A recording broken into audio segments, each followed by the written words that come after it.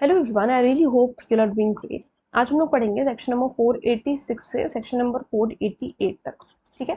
So section number 486 of BNS talks about declaration bye sureties. So every person जो कि एक surety बना हुआ है, देखो श्योरिटी और सिक्योरिटी में डिफरेंस होता है, हमने कई बार बताया है।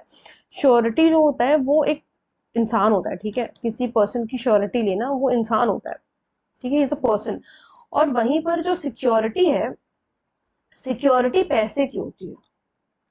सिक्योरिटी जैसे हम जमा करते हैं ना, कहीं अगर आप रेंट पे घर लेने जा रहे हो तो आप सिक्योरिटी देते हो, तो वो क्यों वो श्योरिटी नहीं बोली जाती? क्योंकि भाई सिक्योरिटी का मतलब हुआ पैसे। ठीक है, कि भाई आप सिक्योरिटी इतनी देनी होगी, या कहीं आप कॉलेज में एडमिशन लेते हो तो वो कहते हैं सिक्योरिटी देनी होगी, पैसा आपका वापस हो जाएगा, रिफंड हो जाएगा। तो वही सेम चीज है। ठीक है, श्योरिटी हमेशा इंसान की होती है। वही कह रहा है कि अगर कोई भी पर्सन एज अ श्योरिटी है किसी एक्यूज्ड पर्सन का, कि हम मतलब आप बेल पे उसको रिलीज करो, हम श्योरिटी देते हैं, अगर वो नहीं आएगा तो हम आएंगे, तो शैल मेक अ डिक्लेरेशन, वो कोर्ट के सामने डिक्लेरेशन करेगा as to the number of persons to whom he has stood surety including the accused. वो क्या डिक्लेरेशन करेगा, बताएगा कोर्ट को जो श्योरिटी, क्या काम है श्योरिटी का। ये बहुत इंपॉर्टेंट सेक्शन है प्री के लिए। वो कोर्ट को बताएगा कि वो अक्यूज्ड को मिला करके और कितने लोगों का श्योरिटी बन चुका है।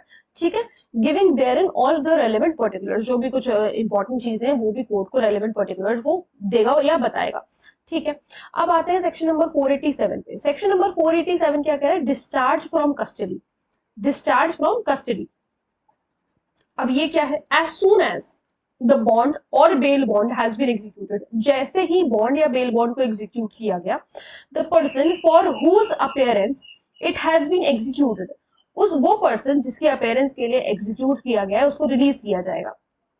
ठीक है, जैसे ही बॉन्ड या बेल बॉन्ड को एग्जीक्यूट किया गया तुरंत से पर्सन को रिलीज कर देंगे। And when he is in jail, जब वो जेल में है, तो court admitting him to bail shall issue an order. Court, जिस कोर्ट ने एडमिट किया है कि हाँ उसको बेल दे दो, वो एक ऑर्डर इशू करेंगे। किसको देंगे वो ऑर्डर? ऑफिसर इंचार्ज को, कि भाई अगर वो जेल में तो उसको जेल से बाहर निकालो, उसको बेल मिल गई है। And such officer on receipt of the orders, जब वो ऑफिसर जो है वो ऑर्डर्स को रिसीव करेगा तो उसको रिलीज कर देगा, उस अक्यूज्ड पर्सन को। Nothing in this section, section 478 और section 480 shall be deemed to require, इस सेक्शन में जो भी लिखा है उसका ये मतलब नहीं है the release of any person liable to be detained for some matter other than in respect of which the bond और बेल बॉन्ड वाज एक्सिक्यूटेड। ये जो बंदे को हम रिलीज कर रहे हैं ना, हम ये सिर्फ जो बॉन्ड या बेल बॉन्ड पे लिखा है उसी बिहाफ पर उसको रिलीज कर, सॉरी सॉरी सॉरी सॉरी, यहाँ पे डिटेन की बात की है। अच्छा हाँ, shall be deem to require the release of any person liable to be detain for some matter other than, जो बॉन्ड या बेल बॉन्ड को उसको रिलीज किया जा रहा है उसी मैटर के लिए, जिसको जिस मैटर के लिए उसको डिटेन किया गया था उसी मैटर के लिए उसको रिलीज किया जा रहा है। ये बात ये इसमें सेक्शन नंबर 487 के सबसेक्शन 2 में कह रहा है।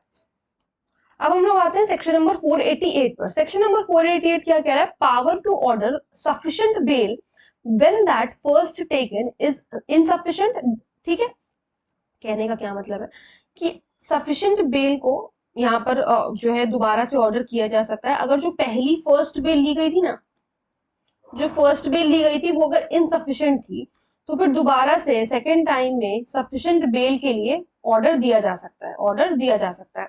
ठीक है, जो पहली वाली बेल ली गई थी, देखो हमें टाइटल से समझ में आना ना क्या लिखा है अंदर।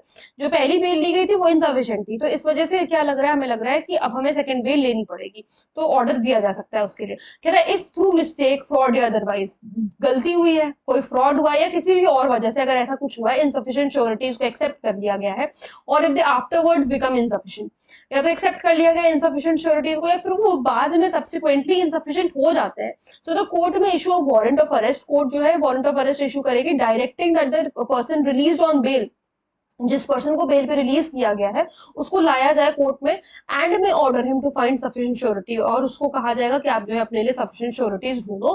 And on his failing so to do, और अगर वो ऐसा नहीं कर सकेगा, नहीं कर पाएगा, अगर सफिशिएंट श्योरिटीज नहीं ढूंढ पाएगा तो उसको जेल में कमिट कर दिया जाएगा। ठीक है, सो आई रियली होप आपको ये तीनों सेक्शंस अच्छी तरीके से समझ में आए होंगे। अगर कोई प्रॉब्लम है, कोई डाउट है, तो आप लोग मुझसे कमेंट सेक्शन में पूछ सकते हैं। मिलते हैं नेक्स्ट वीडियो में। Thank you so much.